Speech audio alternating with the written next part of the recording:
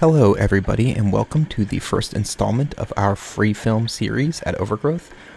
This is going to be a really fun series in which we watch public domain films. So these are films that nobody has the copyright to, and so we are allowed to watch them and put them up online for free, discuss them as we see fit, and basically do whatever we want with them. Now, there are a lot of caveats on this.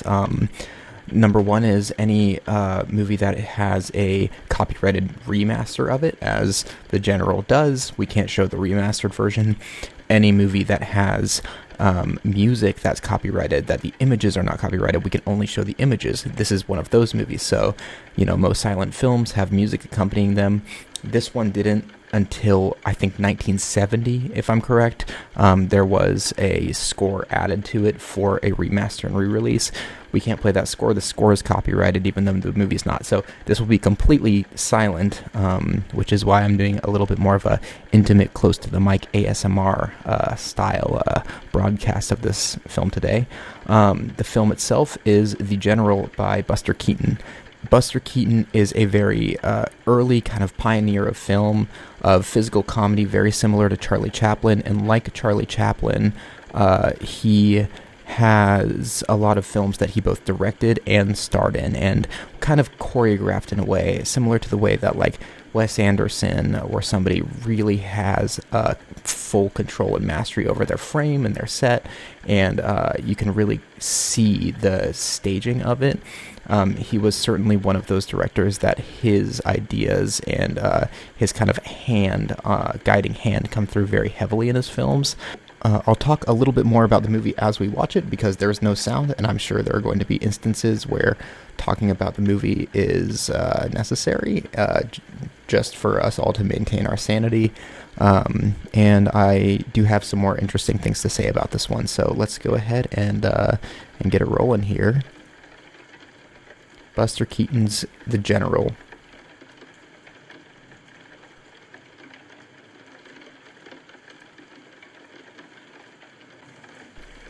Something about this movie as we get it going here, this is based off of a true story called, I think it was The Great Train Heist, I think is what the historical event was.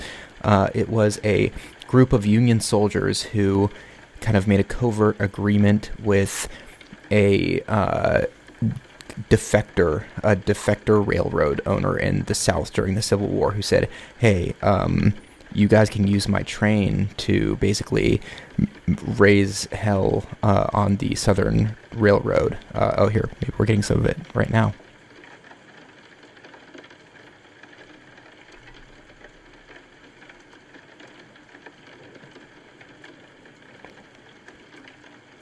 So right off the bat, something that we'll see a lot with Buster Keaton's films is everything kind of operates on really standard multi-plane axis. So you're either moving left to right, you're moving front to back, or you're moving up and down. There's not a lot of diagonal movement on a macro level. You see that with this. All three shots of this train so far have been kind of unidirectional right across the screen. Now we see this horse. He's probably going to walk right to the right up to the train. That's Buster Keaton right there, our protagonist. Now, remember, these really early films, they had title cards, not subtitles, and they weren't super concerned with you knowing exactly what each character was supposed to be saying to the other characters. You're really supposed to get it from their language. And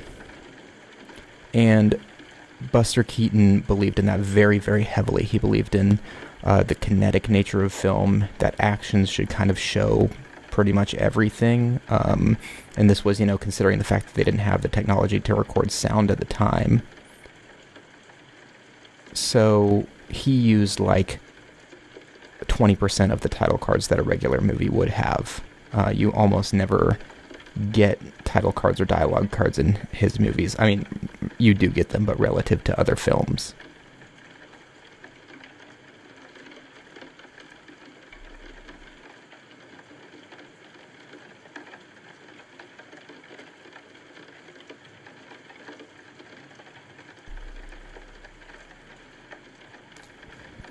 Something else that you might notice is he has kind of like symmetrical, sort of Wes Anderson-like framing.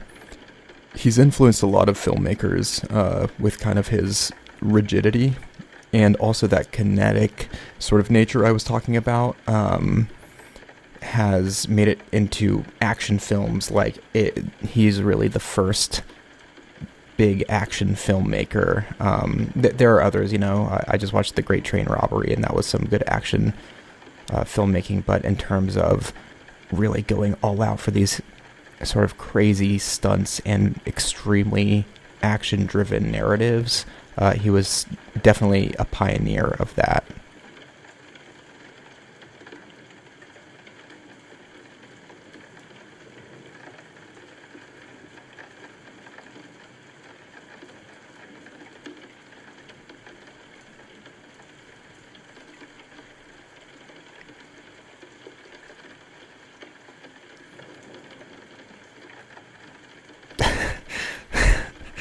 It's a really great gift to give to somebody. He has this kind of super stoic, like almost odd look to him, kind of drawn and wooden.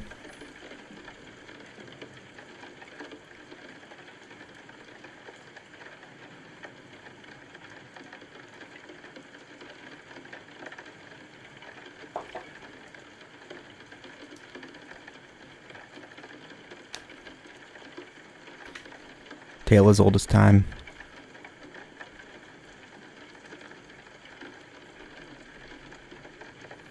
This is actually a pretty nice, quality image. These are some good pictures right here. If anybody is ever curious about sepia toning or sepia toning, and you wonder why some of these old films look brown instead of black and white, it's was just part of the process of kind of preserving the negatives or positive prints after a film had been developed. So when you develop black and white film, you're basically turning it from one type of kind of less stable silver into another type of more stable silver, silver halide. Film is basically composed of tiny specks of photoreactive silver particles that kind of form what we would call grain in black and white film. And after it was converted during the development process, it would then be dyed essentially in a preservative to give it kind of both. It was aesthetically pleasing because it kind of give it a warmer feel, maybe brown is a little closer to life and to, the skin tone of a human than just pure black or white, like we're shades of brown, not gray. So and so is the earth typically. So that's one reason. And the other is through that toning process, you would get kind of preservative qualities. So these negatives would hold up a lot better over time when you would process them this way. I'm also not sure if it's sepia or sepia. I have heard it both ways from people who know what they're talking about, so.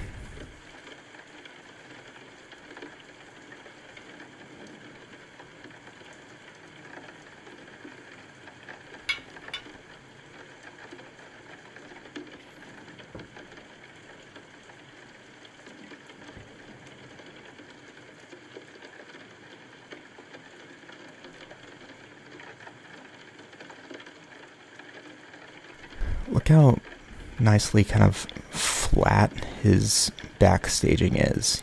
There are some outdoor shots where you'll get a lot of depth, but it really feels like it's like a layer and then a layer and then a layer.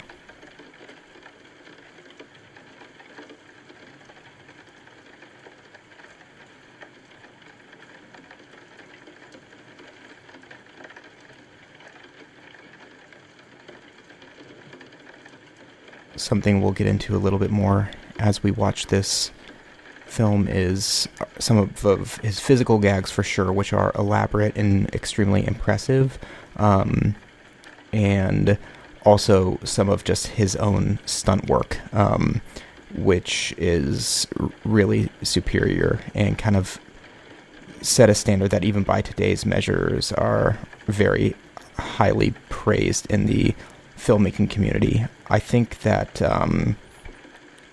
I would probably say the closest modern analog we have to Buster Keaton is Jackie Chan, as somebody who like would choreograph his own stunts and direct the film and had a clear vision for the film, but it was all, based around his ability to construct and execute a scene, or a sequence that's very entertaining, and kind of being like, not only am I the one with the best idea for how to do it, but I'm the one who's going to be best at doing it. So I think that's pretty interesting. Going past Jackie Chan, you could maybe say something like Tom Cruise, or I think Chad Stahelski, who directed the John Wick films. I know he's a big fan of Buster Keaton. And Chad Stahelski, for anyone who doesn't know, was a stuntman. He was Keanu Reeves' stuntman for a long time, including on the Matrix films, and then worked as a second unit director and a stunt coordinator for a long time before he ever was able to direct his own film. So that's why those films are so stunt forward, and why they do so much practically instead of CG is because he really likes to capture kind of the stunt artistry in the camera itself, really highlight what these guys are able to do. It's a very similar effect to going to a circus and watching an acrobat, but you get to go to a movie theater and it's framed in a cool way, and you get to see a story and connect with it in that way. So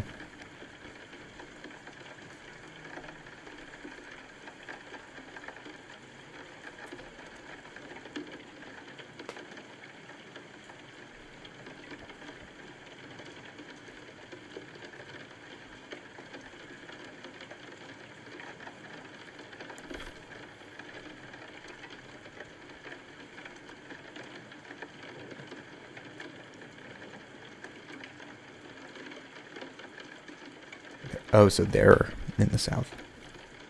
Maybe y'all have picked up on that. I missed that.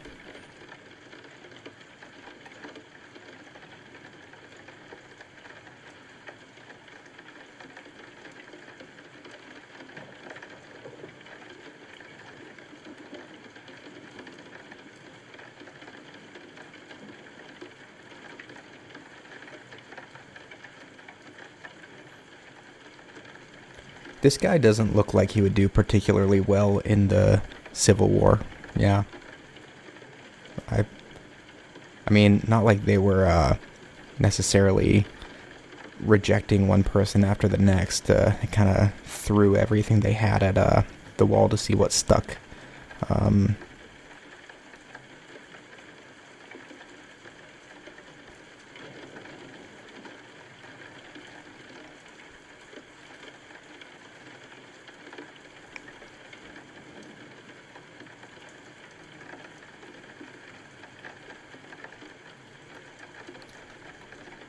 That's nice. Kind of our first glimpse of a Keaton gag, him not noticing.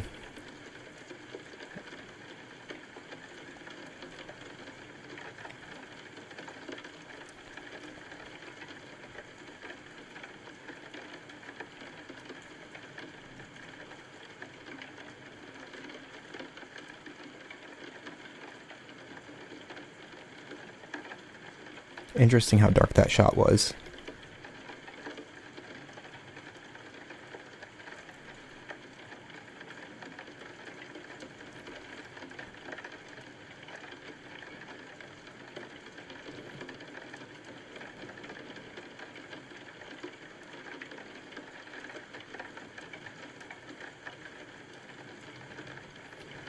Kentucky is one of my favorite places on earth. I love Kentucky, especially northern Kentucky, Louisville and Lexington. I hope to call them home someday. It's a long life. I feel that I will find myself there. Beautiful hills, beautiful trees, beautiful rocks.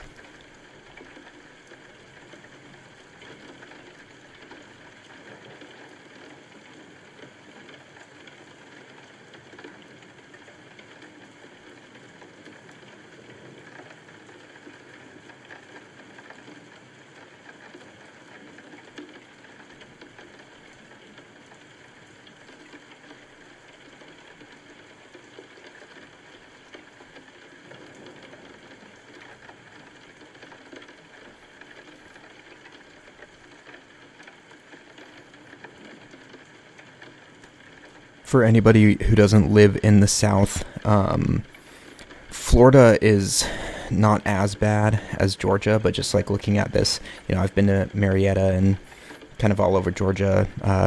Savannah's kind of a very hip city in Georgia. Any of those like Civil War towns, man, they're just so creepy. With they're beautiful, lively towns with lots of great people and great modern cultures, but they are basically like giant memorials to the Confederacy still. It's pretty shocking to see. I think sometimes when people like talk about like statues and they're taking down our history and stuff, like they don't realize that a lot of that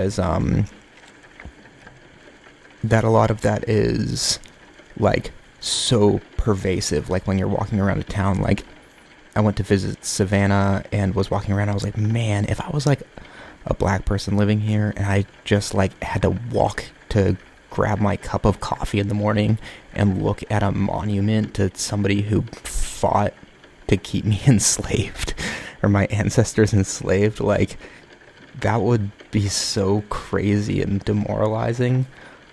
And I don't know, it's I think a lot more pervasive than people think, even in kind of cool hip towns.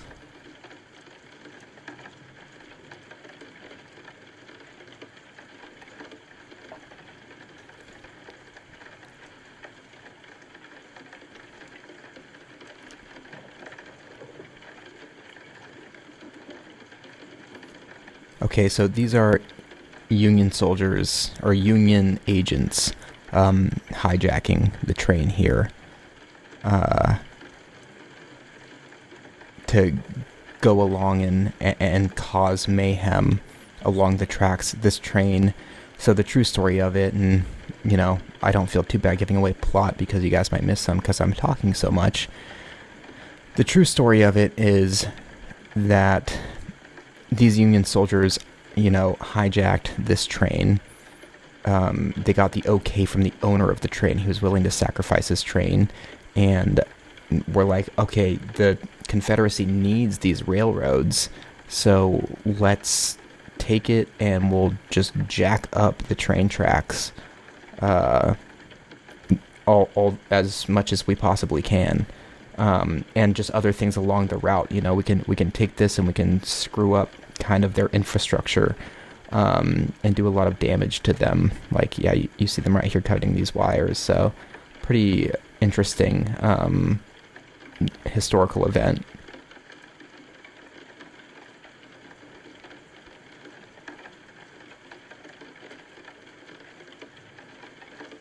So I guess Buster Keaton's character is kind of playing a heroic Confederate reject, who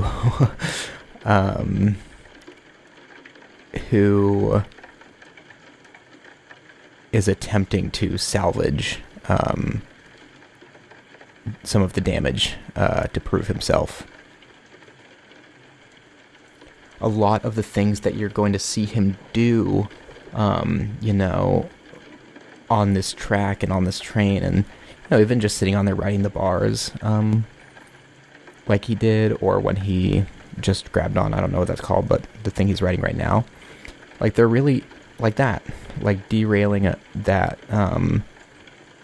That's a pretty dangerous stunt, and all this stuff was real. Like, that's not a prop, this or that. They got special permission from a train yard or a train line.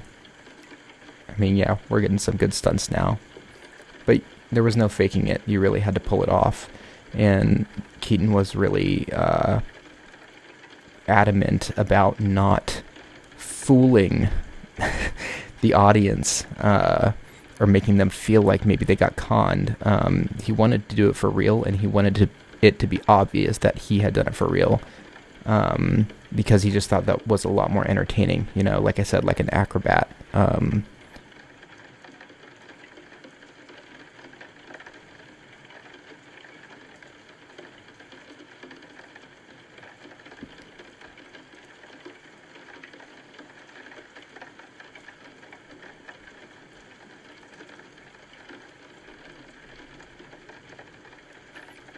he did so many of these movies that he injured himself a ton.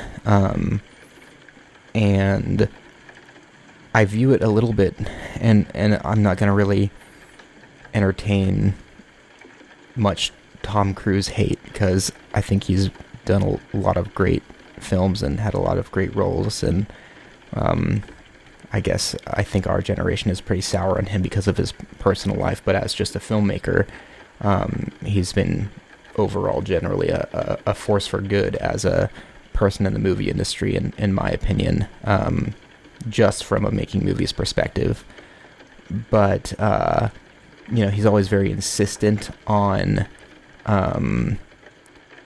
being the one to do it, and that sort of being a selling point, even as he's really aged.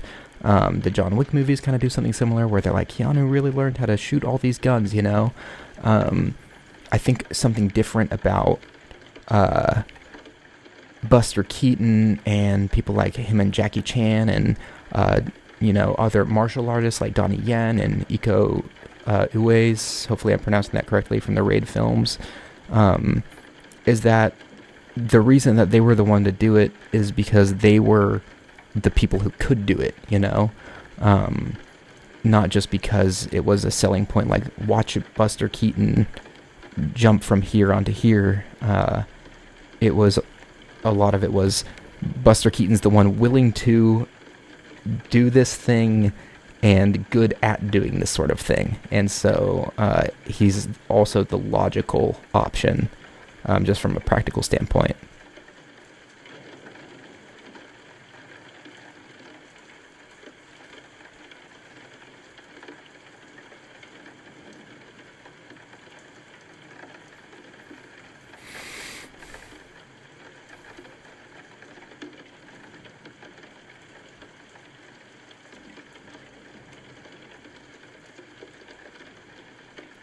Really beautiful framing all throughout.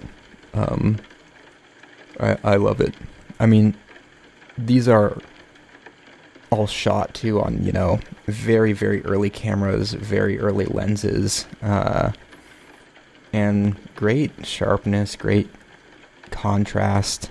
It really shows you, that just your framing, your action, so long as you've got a serviceable camera, matters so much more than any technology. I think, kind of as technology gets better, that it kind of turns people off from watching movies that look very low production because they associate that with negative quality, but that's definitely not always the case. The nice thing with film, too, is, it has kind of unlimited resolution, and you can always rescan it. So, if something's nicely restored or preserved, and you get a later scan of it on a nicer digital scanner, then you are going to get a really, really nice image. It's really incredible how well crafted these lenses are, though.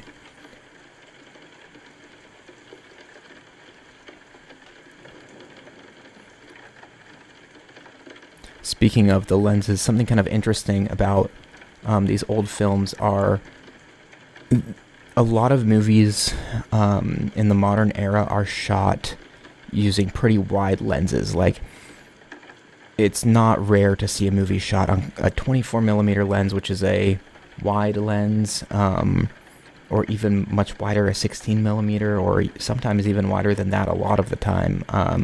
But they didn't really have the technology to make lenses that wide. And when I say wide, that really means the width that you can capture from your camera. So if you're standing in the same spot as he is right now using a wide lens, as the cameraman is right now using a wide lens, then you're going to get just a lot more information on the sides and on the top. And kind of an interesting effect that a wide lens has is also making things that are far away seem even further away, and things that are close up seem even closer up. If you ever put your iPhone to like 0.5 and get up next to your friend's forehead, like look how their forehead looks way close and their feet look way far away. You know, if you do it from the top, it's a good way to see that easily. But these earlier lenses really kind of replicate the way that we see the world a little bit more closely than a lot of modern lenses do. So in that way, they kind of feel a little bit more natural. I also really like this aspect ratio. For anyone who's not familiar with that term, it's really simple. Like, I feel like it's a term that sometimes people are like proud to know if they're into film, because it sounds like it would be harder, but it just basically means like the width versus the height of the frame. So your aspect ratio is just like how wide this is. You know, this is much closer to a square that we're looking at right now than a lot of movies we see today. And I like this a lot. I think it's fun, and people still use aspect ratios this tight.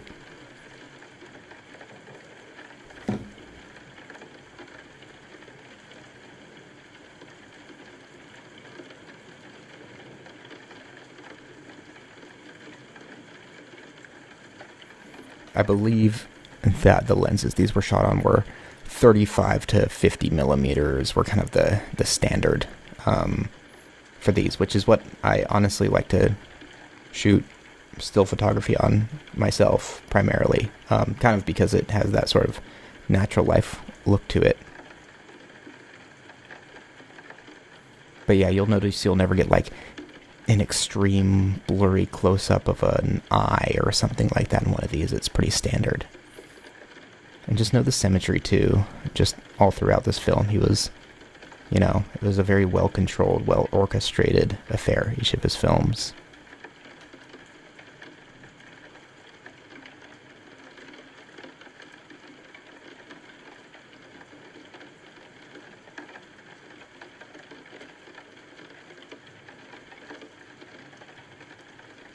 Crazy. Another little fun fact about this one is that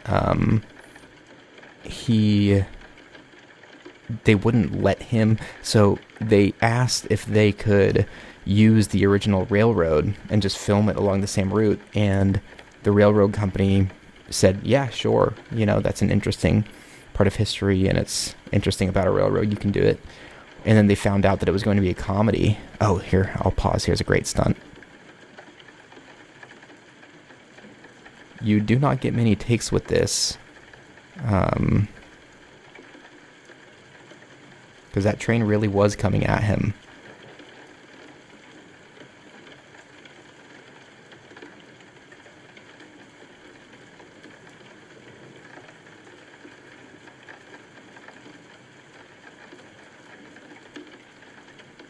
Fantastic.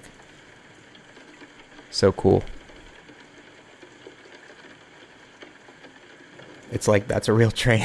What happens if it hits the piece of wood? It's exciting. Somebody who's actually also an enormous fan of Buster Keaton is Johnny Knoxville from Jackass. He says a lot that he's like his biggest inspiration. Just because he would kind of put his body on the line for his art. And whether or not you consider Jackass art, I can see the logical parallels there.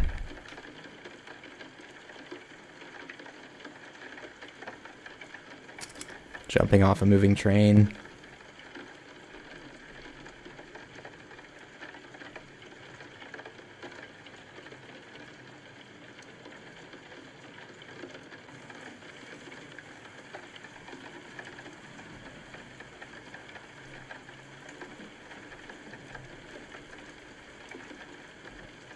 Something really interesting about this movie is that it cost like an insane amount of money to make, like $750,000, I think, you know, in 1926. I don't know what the exchange rate is, but that's got to be an insane amount of money, especially because Hollywood didn't put the money in at this point like it did, you know, like it does now. And so it was a huge budget, and when it came out, Buster Keaton was very proud of it, but it didn't do very well at the box office. I don't know, I don't remember why, but people just didn't love it. And then kind of as time went on, it became kind of a cult thing, and then it became like a film sort of to be studied in an academic context, and then has enjoyed this second life, kind of, years and years and years later.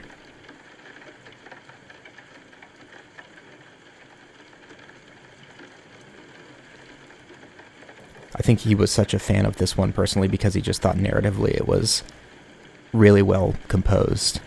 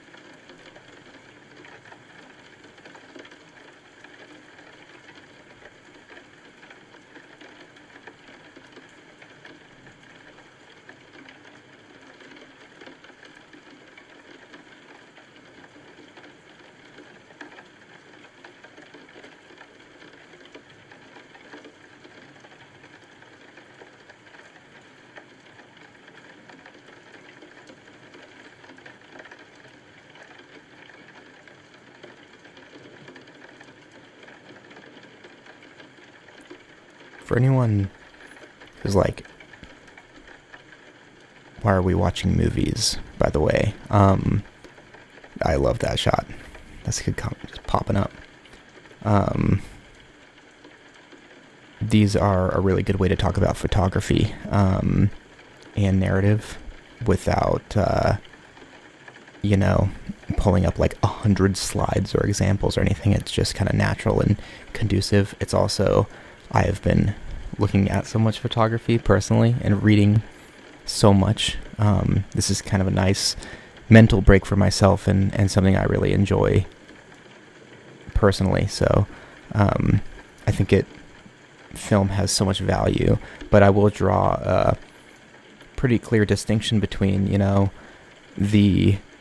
the short story is kind of, and the poem and the photograph is by and large the effort of a single artist, and movies are collaborative. So even though, Buster Keaton is kind of the manufacturer of this experience, he is not riding all of those horses, right? And he's not even calling all of the people to get those horses organized, probably. He probably has a person for that, and he's not behind the camera because he's in front of the camera, so he's got cameramen there, and it's really cool. I think that our most popular modern form of art is one that is collaborative. I think it's super, super cool.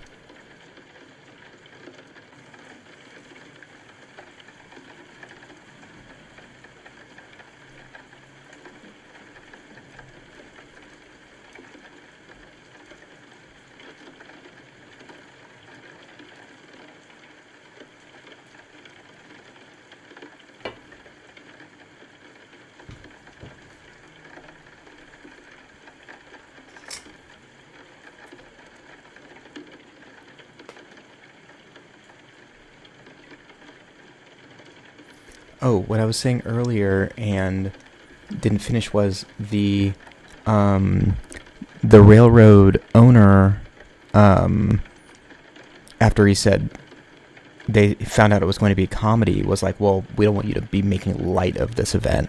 And so they actually shot all of this, I believe, in Oregon or somewhere I think it was Oregon, on a different railroad out there, that in an area that they felt mimicked the landscape well enough. But that's where they were allowed to do it, so that's where they did it.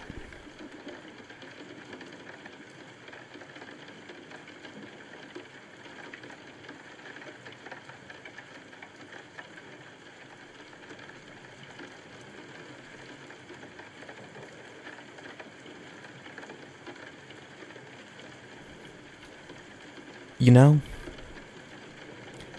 it looks to me like these, we were talking about that sepia toning, like these outdoor night shots were toned differently than the rest of the shots, to give that effect of being nighttime and lit by just the moon, which is really, really cool.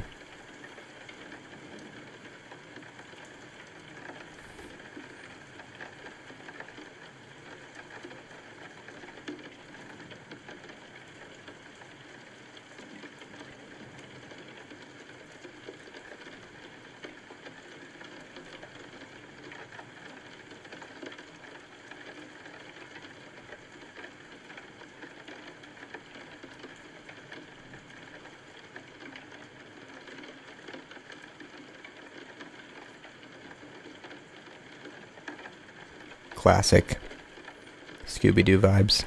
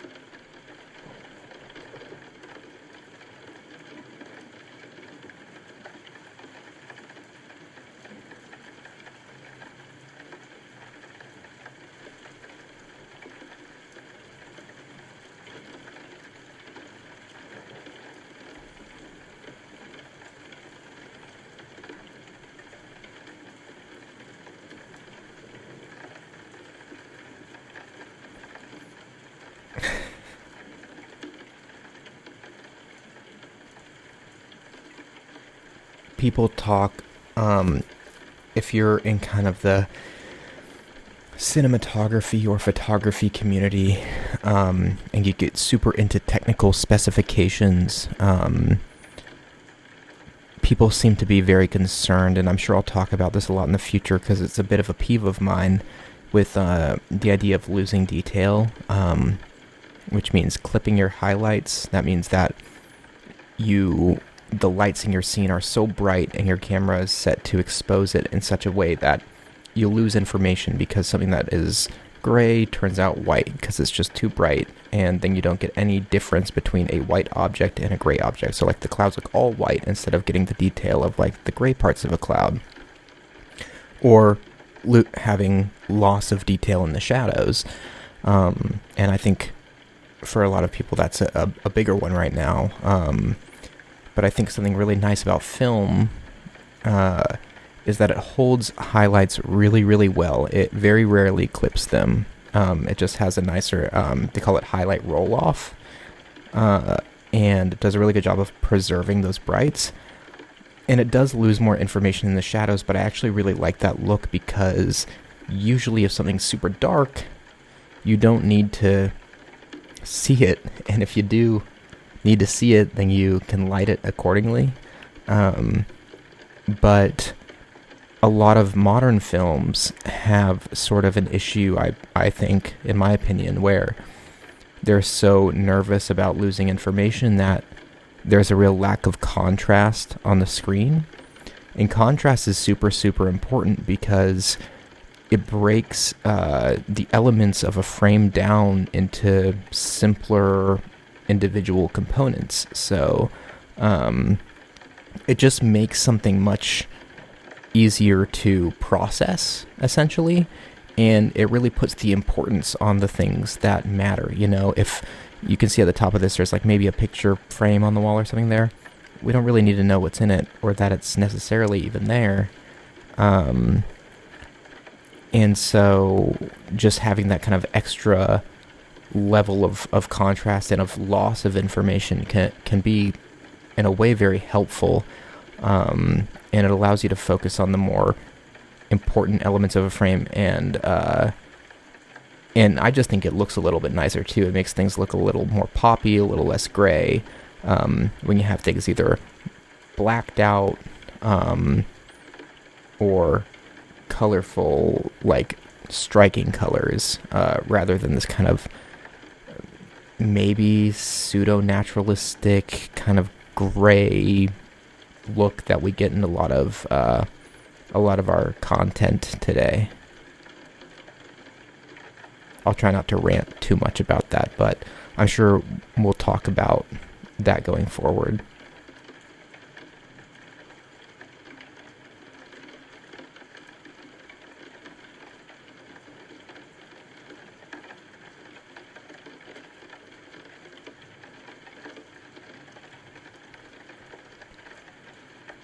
I love it too, this tone difference. Like, being indoors, light turns off. Hypothetically, it's moonlit. So, it goes back to blue.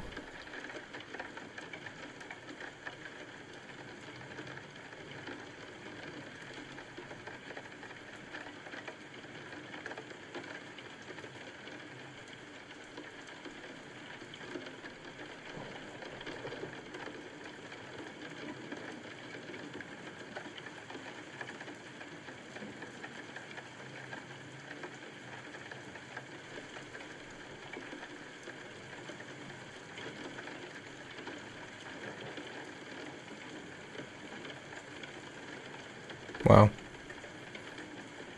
That's a really cool effect, the light pouring through. That's awesome. We actually had somebody submit something to Overgrowth. Um, Whoa. Oh my gosh. How cool. The lightning just illuminating the bear is like early horror.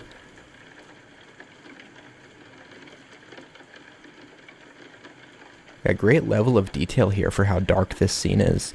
But we had somebody submit something to Overgrowth that reminds me a lot of this, like, just natural elements kind of lit, and then just really broken down. And they were all black and white outdoor nature shots that were in the dark of night and seemed lit either just like by the moon or a porch light or something. And I liked them a lot. They ended up not being quite right. We couldn't find a good place to put them, but that was the case with a lot of the stuff we received.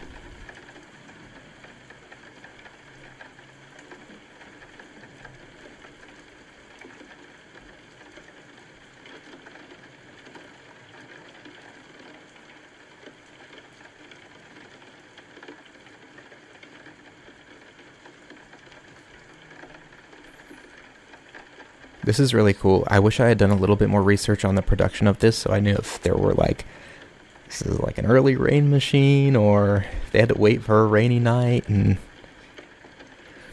if there was any natural reaction to lightning, which I kind of suspect there wasn't. I think they probably came up with some really cool big flash lighting for those moments.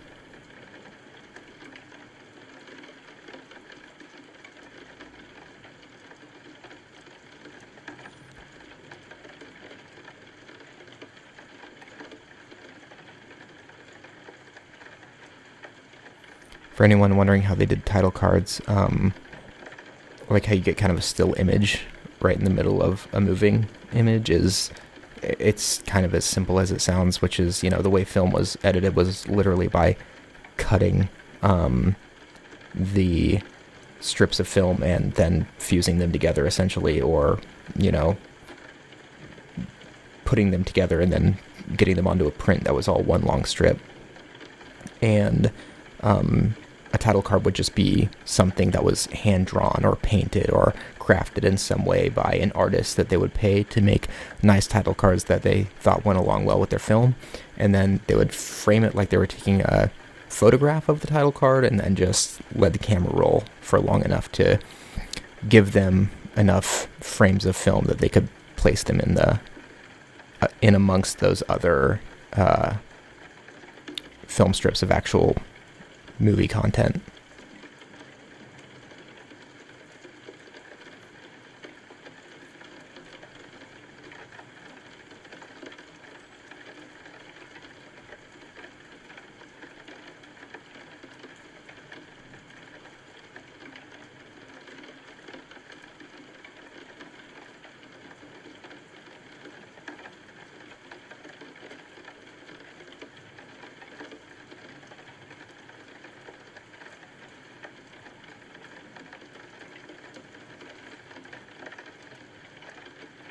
I like that our protagonist in this is somebody that we're definitely not rooting for.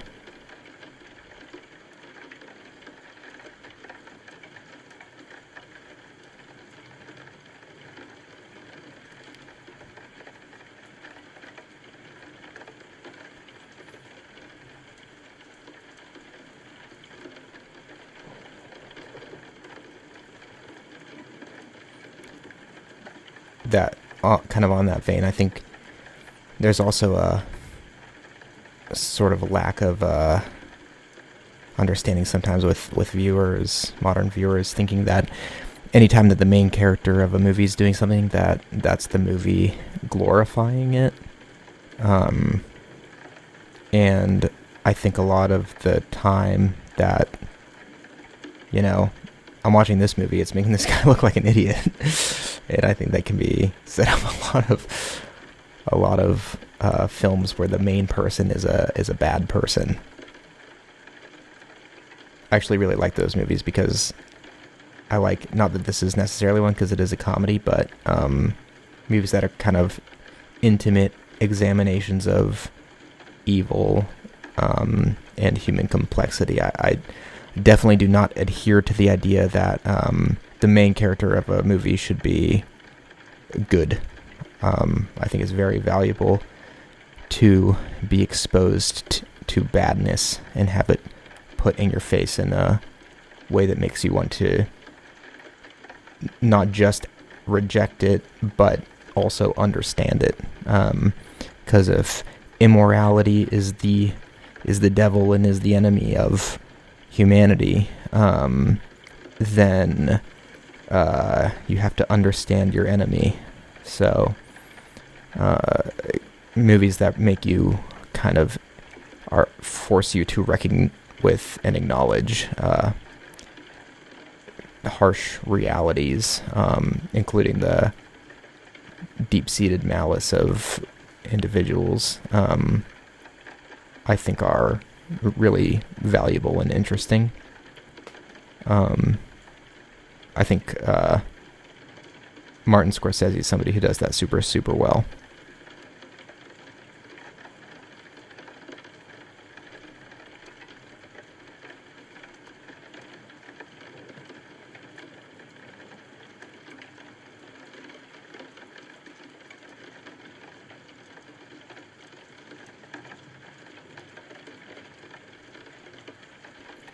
Dang, there we go. That is some hand-to-hand combat right there, ladies and gentlemen.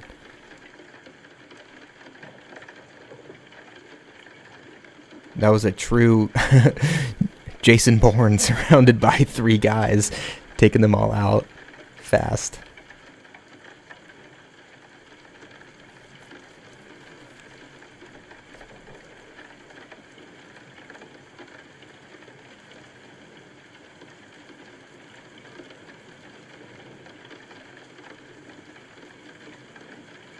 I'm really nervous that I'm getting the history of this completely backwards. And that, like, the South is the North and the North is the South. I'm pretty sure that I'm not. But if I am, then just do a straight up reverse on everything that I said. And then also our guy's a good guy, I guess. So sorry. I've been talking more than I've been, I've been observing on a micro level more than a macro level here, which is not great, but I'm sure this will not be the only time I watch this, because I am really enjoying it from just a photographic and filmmaking standpoint, and I would like to enjoy it from sitting down with a bowl of popcorn standpoint.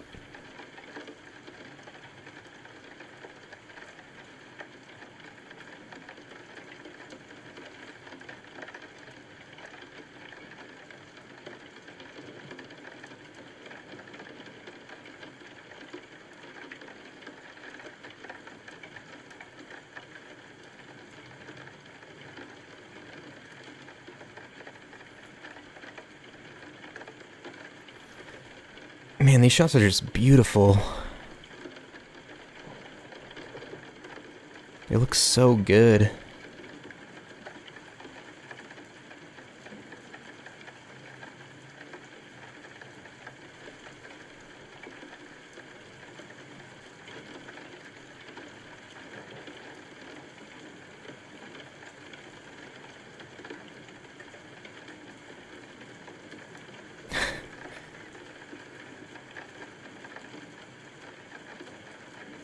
Jeez. Chill. You're the stunt man, dude.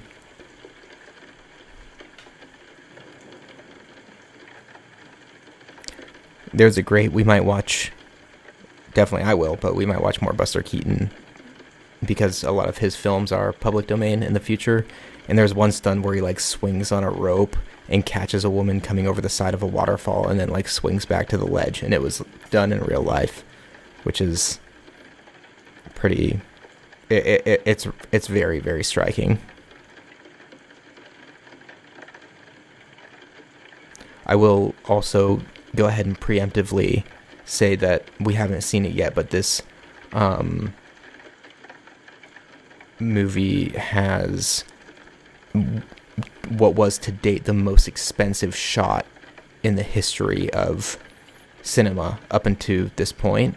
And it was being shot, in this town in Oregon, and it was going to be such a spectacle, we haven't come to it yet, that the whole town declared it a national holiday, and something like 4,000 people showed up, and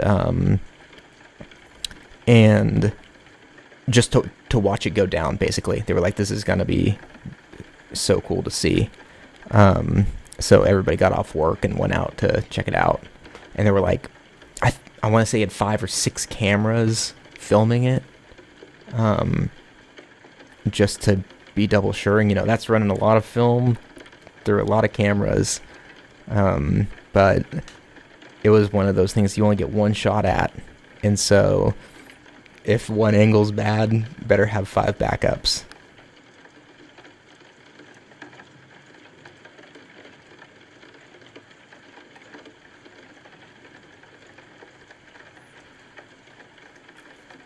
On that note, something I always think is funny is there's this for digital photography nerds, you're probably aware of Red, the camera brand Red. It's a Chinese camera brand that does like video, like 8K action video cameras. They can go up to, I think, 120 frames per second or something, film stuff in 8K. Has a pretty decent sensor. I think has a Canon EF mount, so you can put a decent lens on there. And they used them on the latest Mission Impossible movie, and Red was like advertising themselves like used in the latest Mission Impossible, but that was because those cameras are actually so much cheaper than the Sony action cams that they shot most of that movie on.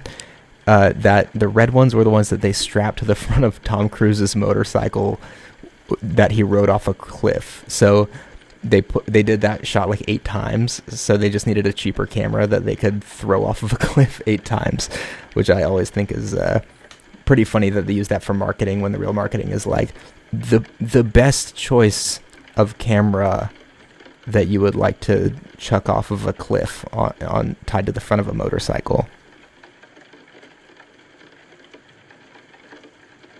I wonder how they got that footage. Like, I wonder if they had some sort of, wireless capture of the image it was recording going on, or whether they had to, like, go down and fish it out of the ruins of an exploded motorcycle.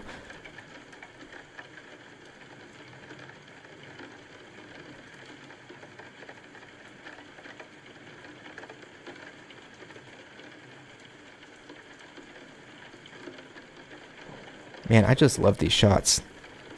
They're great. Really great.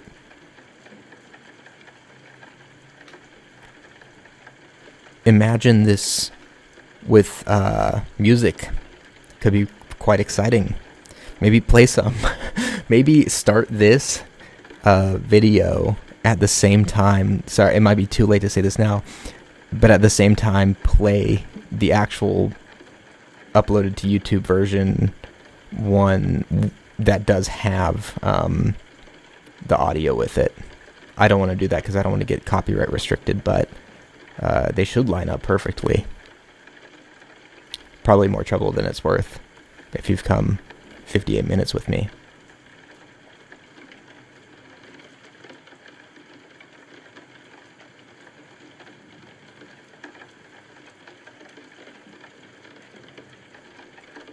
I might edit in some like white noise or rain sounds or something like that. Make this a cozy stream vibe. A term I've learned from the wonderful Emily, who is not with us tonight.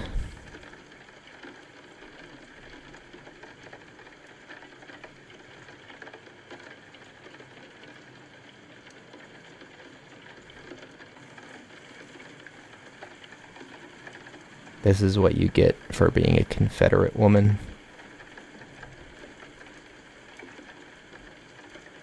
You get put in a potato sack and water blasted.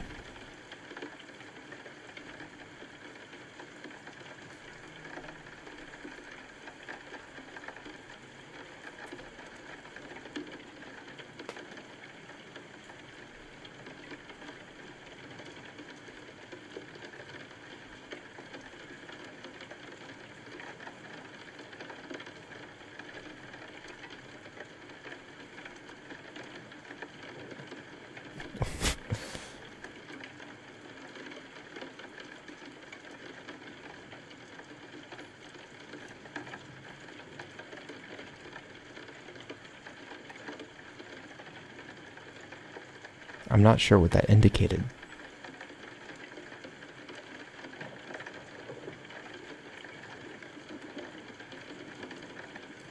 Now is not the time.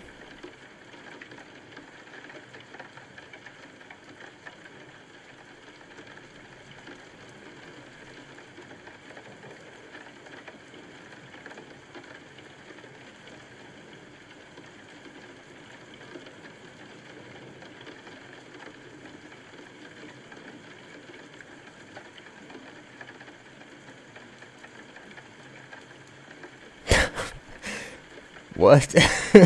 That's just that's how women were treated in the 20s. A quick wring of the neck and a kiss.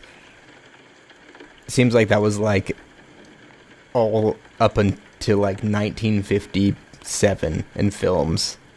You were getting like lightly abused and then or full out slapped and then immediately kissed if you were a woman in a movie. So, see those corners there? That vignetting?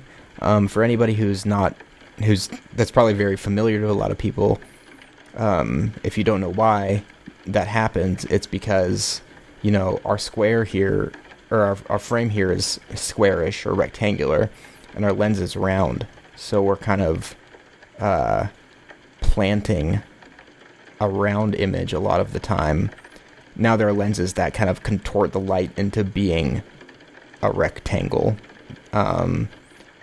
especially like aspherical lenses. You'll hear that term, or you'll hear anamorphic lenses too, which don't do like a direct transfer of light. But these old spherical lenses, you're capturing a circle of light and you're putting it on a rectangle of film, and sometimes the circle's not big enough to cover the rectangle, so you'll lose some light in the corners.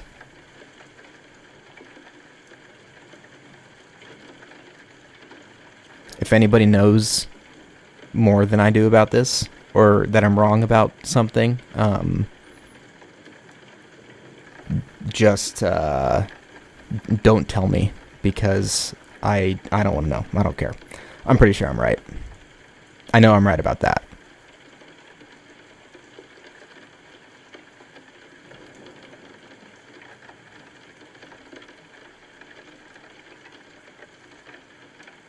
I'm just kidding. You can just put it in the comments or DM us on Instagram or text the Google voice number on our website and educate me, and I will say thank you and correct myself if it is worth correcting.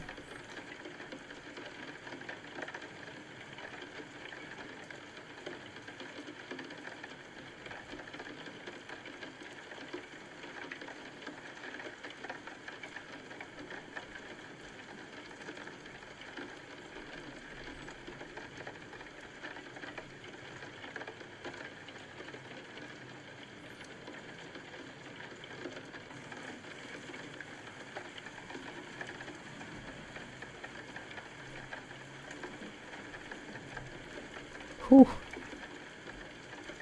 That's so crazy. Oh my gosh. To get those shots?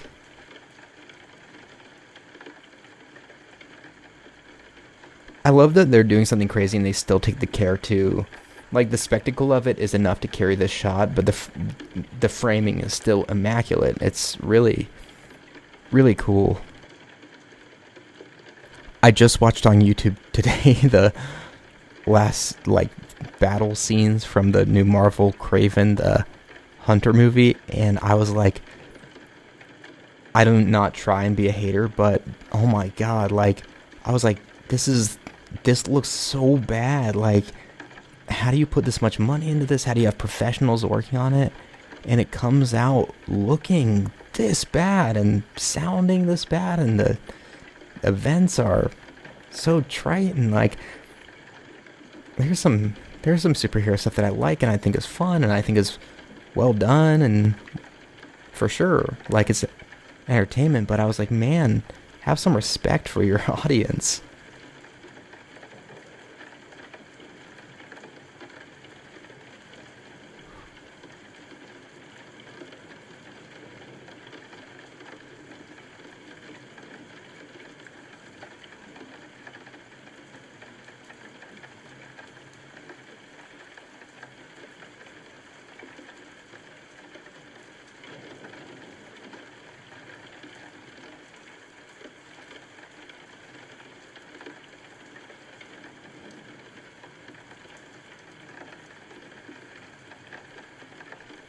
So well edited too.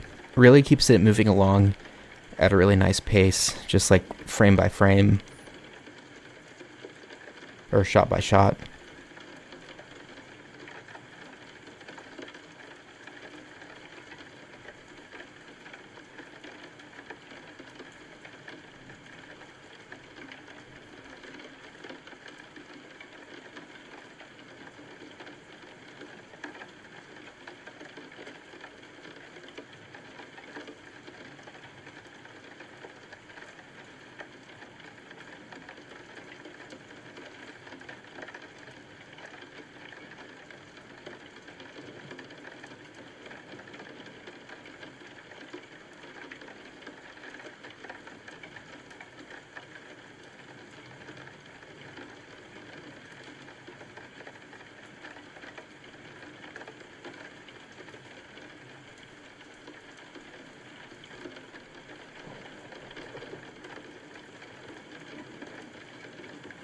This is crazy.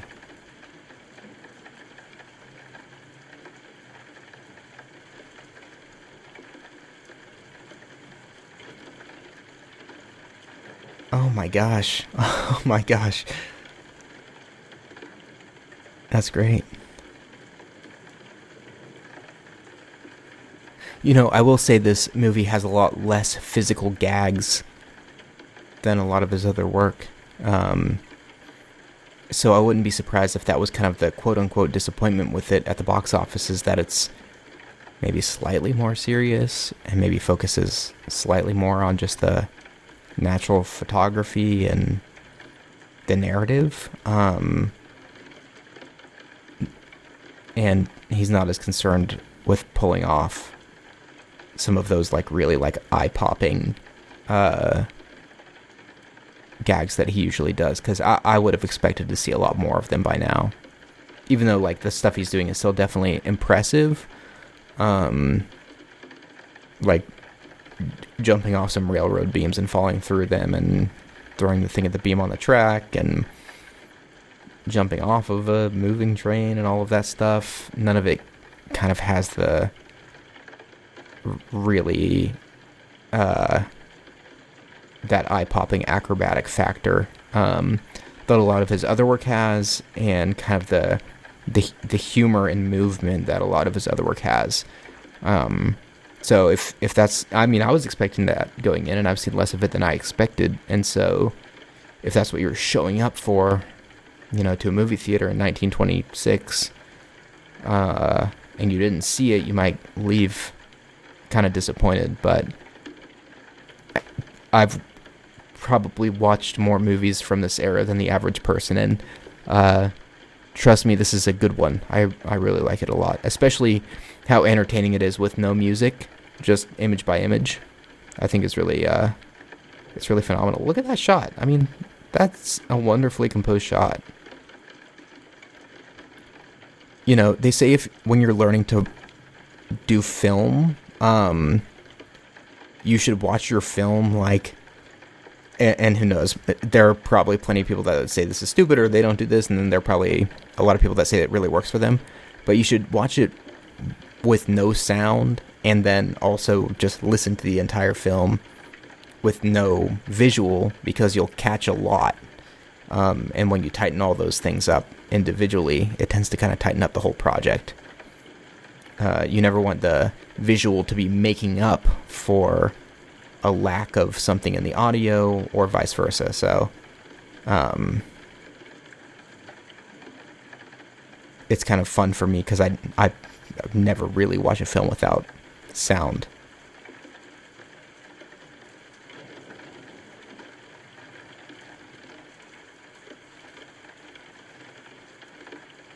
That's also crazy.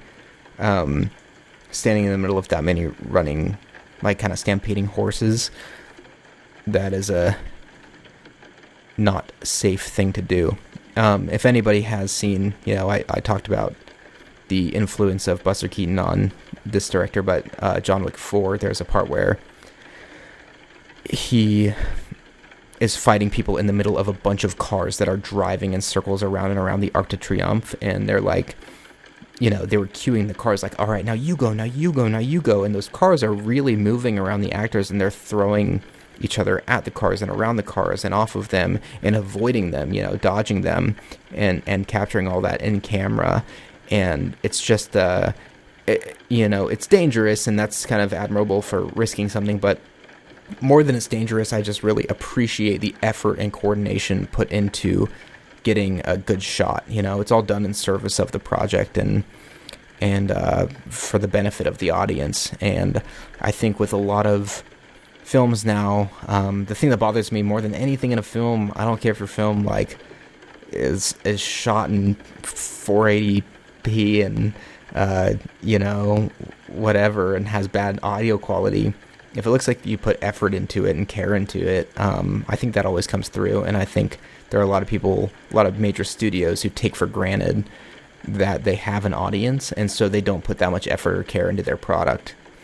So I think the thing that I love the most in a film is when somebody puts a lot of planning and effort, and they want to make the best thing that they can make. I think that's something I think is kind of predominantly important to me in any art form, really.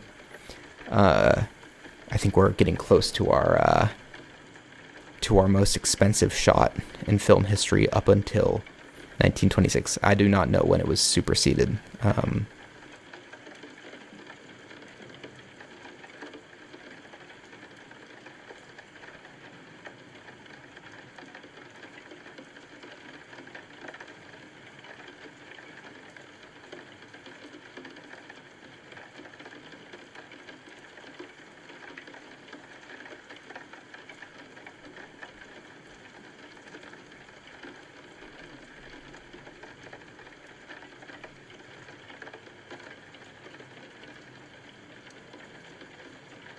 There it was, folks.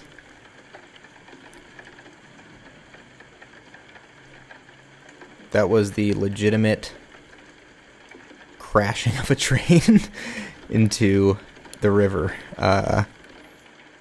which is pretty incredible.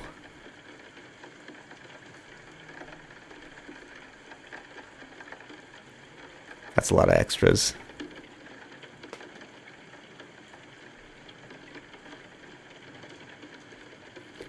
I just always shudder to think about what if the bridge had burned too quickly, or not quickly enough, or it hadn't been orchestrated to collapse at the right time, and it just kind of crossed and had to sit there for a second and then fell, and it didn't feel organic. Like I say, you kind of really get one shot at this thing, and he didn't like to do cuts, so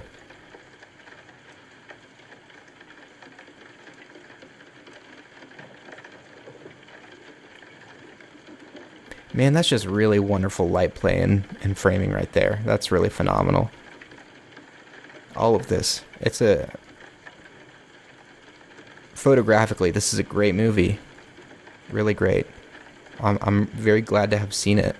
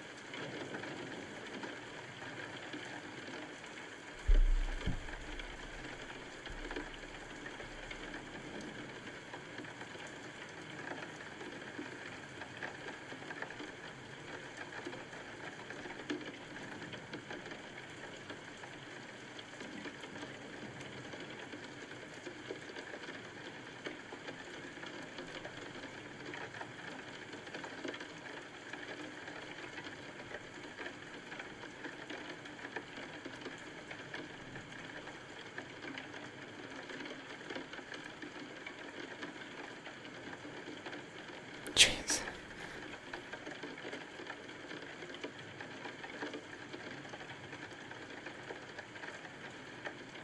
He's also, I mean, we saw this with some of the earlier gags, but those like near misses. Probably a shot that people are familiar with is the house. This has been redone and redone and redone, but he was the original. The house like falling down and somebody like still like the front of the house falls down and there's like an open window and like somebody's still standing in the open window looking around. That's probably Buster Keaton's most famous shot. And that's just planning and timing.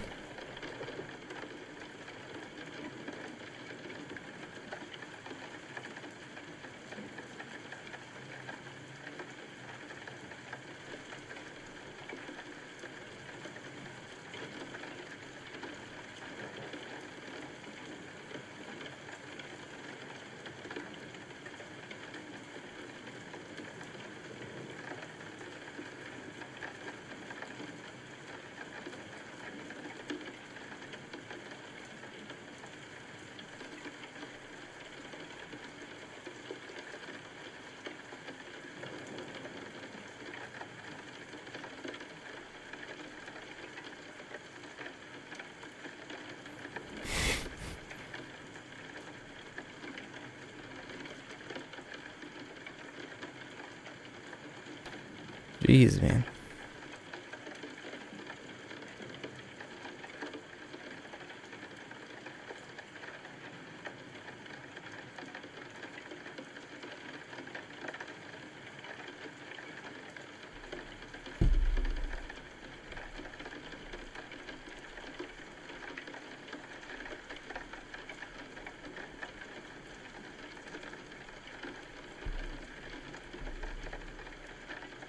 I love all of these kind of, I'll call them wider just because the camera was backed up. I mean, they are wide shots, but just people like running around.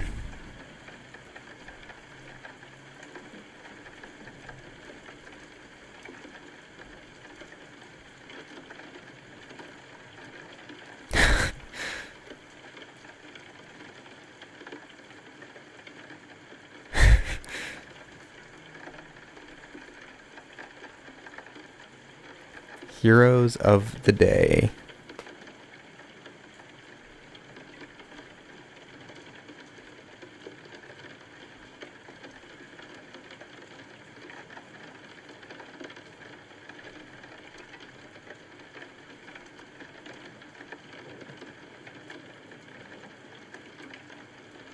So he is being lauded by... So I did not have it backwards. I realized that a while ago, and probably should have acknowledged it then.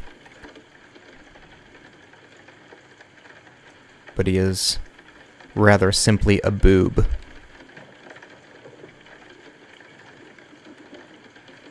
I don't know. Did your side win if like they did steal it, screw up a bunch of your rail line and everything?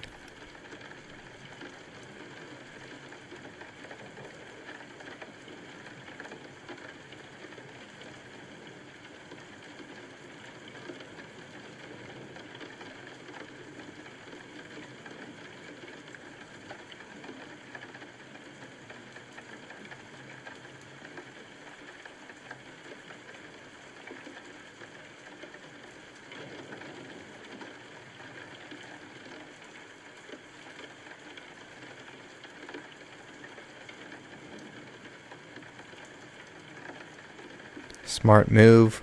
I learned from the show Justified that whoever is behind somebody else always has the advantage in any sort of standoff.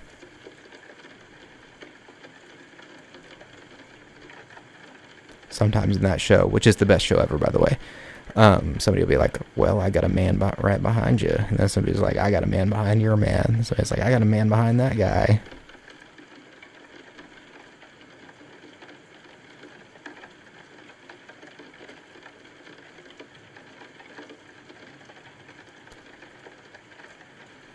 You idiot. You have fired a gun at the floor of the earth.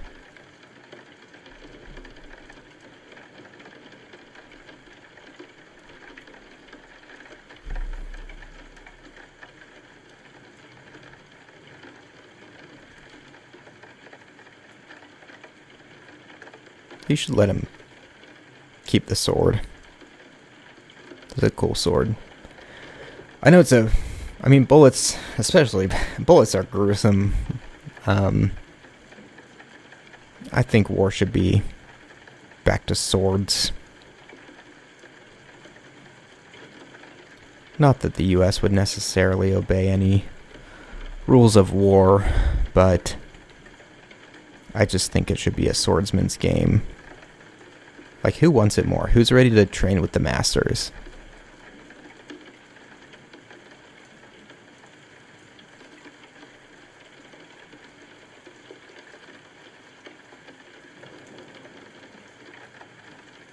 They're so mean to him, even though he's the one who stopped the train. I'm starting to think these Confederates are not that good. Oh, wait.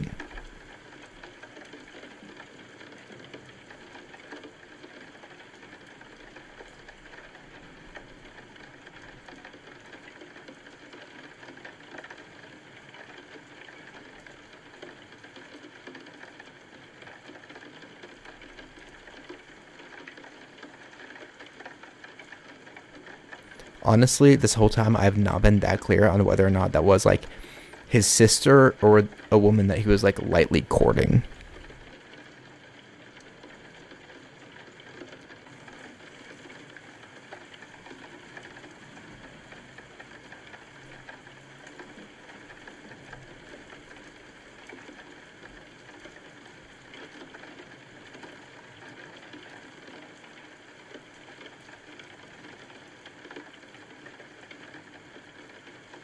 I think I have my answer.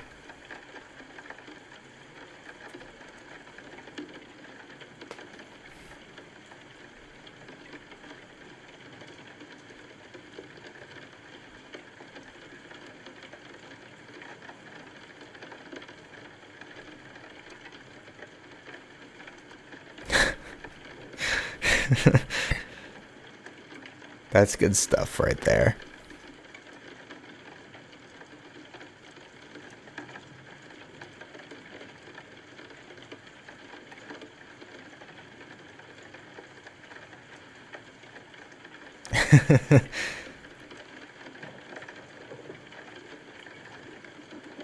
Wow. Great movie. I can't believe that the Confederates win, I guess. Nice. I'm very glad to have seen that. That was a really fun watch. If you're into this sort of thing, for sure. If you're not and you made it through with me, thank you for doing that. I love watching these sorts of old movies. I'm sure we'll have a lot of old movies, but I'm sure we'll also have a lot of fun movies. If you want to watch more of the modern movies with stricter or more ambiguous copyright rules around them, those are obviously on our Patreon, behind a paywall, which is a great direct way to support us if you're interested in supporting Overgrowth for our printing costs. We're looking to get some funds in the pocket in general, just for marketing, printing, growing. But regardless of that, we will continue to do our thing until death do our publication part with the world. So if you're interested, check us out over there. We have some more fun watches. We just did our Valentine's Day special. And the first issue comes out super soon. By the time this is released, it might already have come out. I'm really proud of it. The team's really proud of it. We're really excited, and there are a lot of great weekly features lined up as well. And the Daylight issue will come out soon too, which will be really, really awesome. I'm excited about the themes, which we announced today. That dates when I'm recording this. But I think that it'll keep everything really fresh, super fun and enjoyable. And I know I've been having a great time doing this, and I hope that anyone watching is really enjoying it as well. So thanks for joining me, and I'm sure we'll do another one of these soon. Thanks, guys. Bye, y'all.